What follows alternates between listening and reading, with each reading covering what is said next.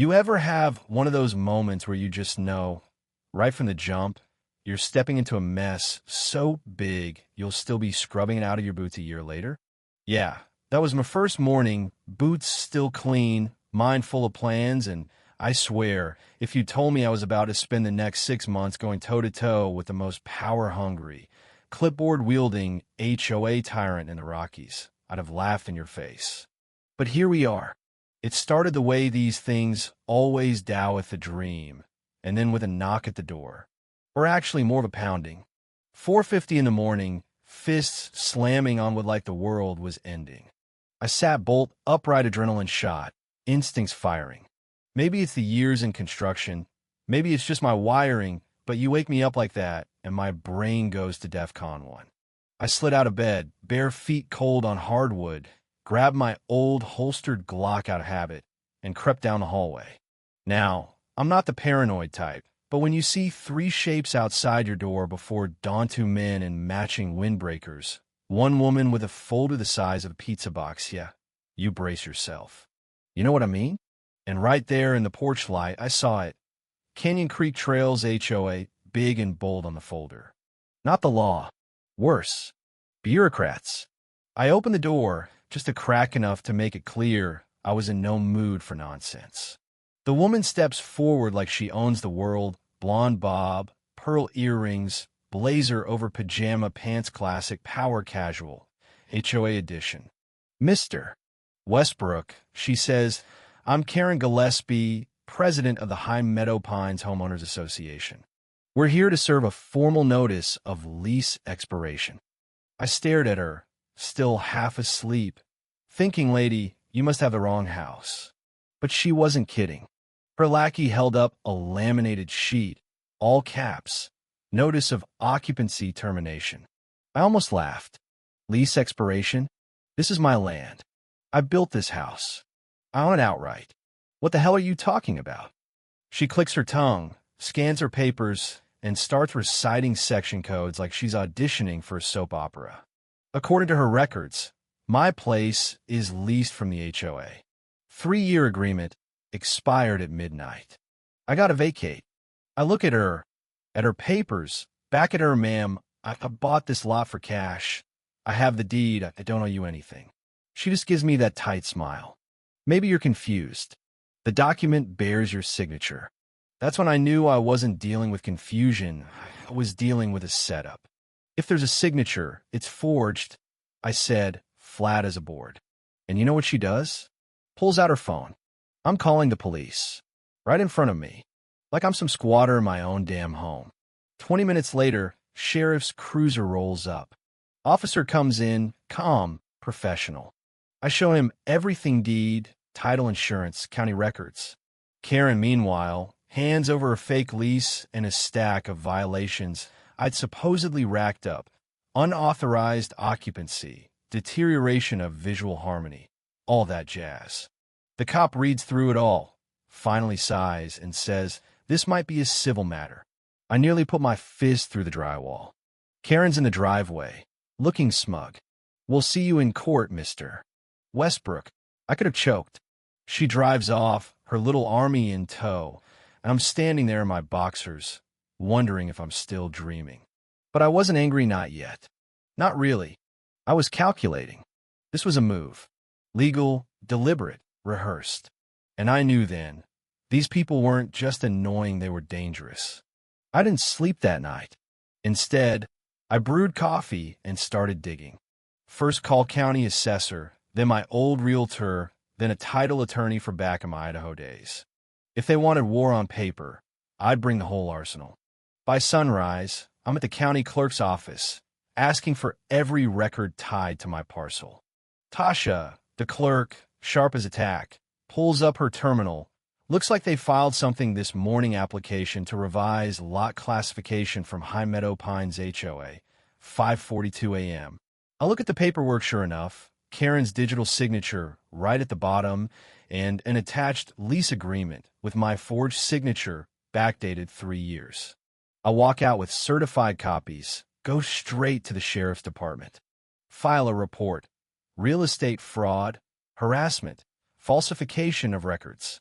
The desk officer gives me that "I've seen too much" look and says, "We'll open a case, but unless there's clear criminal intent, it might go civil." Trust me. I tell him Karen isn't confused. She's orchestrating. I get home to find a red envelope in my mailbox final payment notice. $9,300 in unpaid lease dues and late fees, with a QR code for payment. That's when the anger hit like, "You have got to be kidding me," level mad. I install more cameras, lock down the driveway.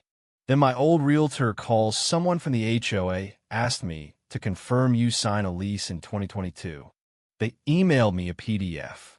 I have her send it over. Same forgery, new signature block, fake timestamp. Only this time, I pull up the metadata. The document was created that morning. Rookie mistake. That evening, my neighbor Dale Vietnam vet, tough as leather, shows up. "You all right, son?" Karen's been spreading rumors, calling me a squatter. I show him the deed. He nods, says he's got my back if it comes to it. "That woman's been trying to swallow this side of the block for years," he tells me. "Nobody's ever pushed back. Now someone is." I start building my case. Scanning docs, lining up timestamps, even making a Dropbox folder for fake lease and fraud documentation. The next day, the HOA drops glossy flyers on every doorstep, warning about a non-compliant occupant, my address printed for all to see. My phone starts blowing up, neighbors texting, some angry, some worried, one offering to buy my kitchen table like I'm about to skip town. Enough's enough. I print 200 flyers, deed, zoning map, and a link to my Dropbox folder. Walk door to door, 6 blocks, answering questions, shaking hands, seeing faces change from confusion to, well, something like shame. Some folks are ready to toss their HOA letters in the fireplace. That afternoon, journalist Mara Espinos emails me. "I've covered HOA overreach for years, but this has everything." She comes by for an interview. We sit on the porch. I show her the forged lease, the fake fines, the mountain of evidence. She just whistles. They're bold. Not smart, but bold. That night, my lawyer Macy calls. They filed suit. HOA versus Chris Westbrook. Motion for summary eviction. Transfer of premises. I laugh hard. On what grounds? The forged lease, plus you're violating lawn standards and get dispossessing unauthorized firearms. I nearly spit out my coffee. It's my house. It's my Glock. It's none of their business. She agrees, but paperwork's paperwork. Time to counterattack. That evening, 2 of Karen's goons show up, measuring wheel in hand, chalking something near my mailbox. I step out, 6 seconds to get off my property before I start recording. They scram. Cameras catch it all. Next day, Mara's article drops.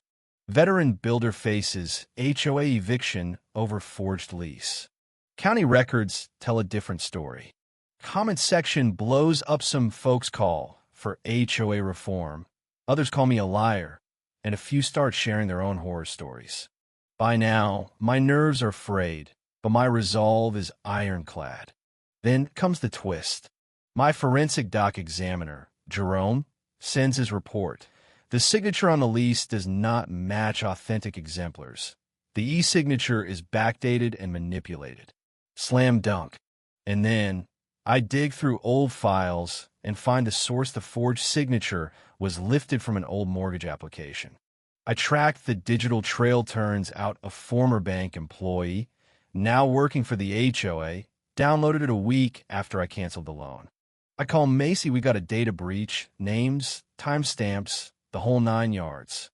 As if that isn't enough, I dig up zoning maps. My parcel is outside the HOA ways has been. In 2009, someone tried to expand the boundaries to include my lot, but it was never approved. Just an old fantasy Karen decided to resurrect now that the original owners are gone. Every night, I line my kitchen wall with highlighters and conspiracy strings. By now, I look more like a detective than a builder. The HOA, undeterred, doubles down. New invoice, $15,000 in fees, a full compliance packet, community bulletin accusing me of being a threat to harmony. My face gets blasted in a mass email. Social media lights up. Some folks start calling me a hero, others a nuisance. Karen, not content with legal warfare, brings in a county fire marshal, safety patrol, the works. Suddenly, I've got concrete barricades delivered to my driveway for emergency access control. I call the sheriff. Deputy Lopez shows up, reads her the riot act. Ma'am, your authority ends 40 yards east of his property line. This road is county maintained. You don't have the right to block access. Karen fumes, mutters threats, and storms off. But they don't quit. One morning, I find a rusted barrel, stenciled flammable, in my driveway. Security footage catches one of Karen's lackeys rolling it in at 2:28 a.m. I turn over the footage. Fire marshal, sheriff, hazmat unit A all show up. Karen appears minutes later, tries to play concerned citizen, gets caught in her own web of lies. Next day, I get a fake court order cease construction, immediate vacate complete with a photoshopped county seal. I hand it to Deputy Lopez. He calls the clerk's office. It's a fake. She's pushing this narrative you're running a meth lab, he tells me. I just shake my head. It'd be funny if it wasn't so exhausting. Now Karen brings out the big guns news crews, fake court orders on camera, dramatic speeches at my gate. I counter with my own footage. Her video goes viral, but the internet sides with me. County prosecutor calls. We take falsification of documents seriously. I hand over everything. Then comes Carla Neighbor, who's seen it all. She tells me Karen's been running this scam for years. Fake fees, forged violation notices, collecting money for permits that don't exist. I dig into county records. She's been running a shadow government out her guest room. Even finds a complaint from a former homeowner who lost thousands after Karen sabotaged his home sale. Then someone slashes my tires. All four. I don't flinch. I call a buddy from Idaho, Doug, ex-federal fraud investigator, now a legal consultant. Doug comes out, spend the night combing through the evidence, says one thing in the morning, she's going down. He coordinates with the county prosecutor. Next thing you know, grand jury subpoenas, a search warrant, a raid on Karen's house. They find fake documents, unregistered money orders, audio files of Karen laughing about faking signatures. They arrest her fraud, impersonation, falsifying documents, obstruction, the works. HOA accounts get frozen. Residents sue the board. I file my own claim for property damage, business interruption, emotional distress. 3 weeks later, the judge rules in my favor $650,000. Karen's denied bail. HOA corporate status revoked. Neighborhood officially free of her protection. I finish my build, finally. The workshop's done. I weld a sign. NO HOA, this property operates under the U.S. Constitution. Orders for my furniture roll in. Doug and I start a little consulting side gig land right, helping other landowners fight back against HOA overreach. We hold seminars, talk at county fairs. Turns out, there are a lot of folks who just want to be left alone. That's why I got out of this. Not just a win or a check, but quiet. Real, honest quiet. Mornings walking my land, coffee in hand, dog at my heel. No more flyers, no more threats, no more clipboard commandos. Every now and then, someone slows as they drive by, sees the sign, and keeps going. So here's my question for you. What would you do if someone tried to steal your home with nothing but a pen and a sheet of paper? Would you fight? Would you give in? Or would you find your own way to push back, even if it meant going to war, one page at a time? Let me know in the comments. Share your stories, hell. Share your scars. Because the only thing worse than an overreaching HOA is letting them think nobody will stand up and say not today.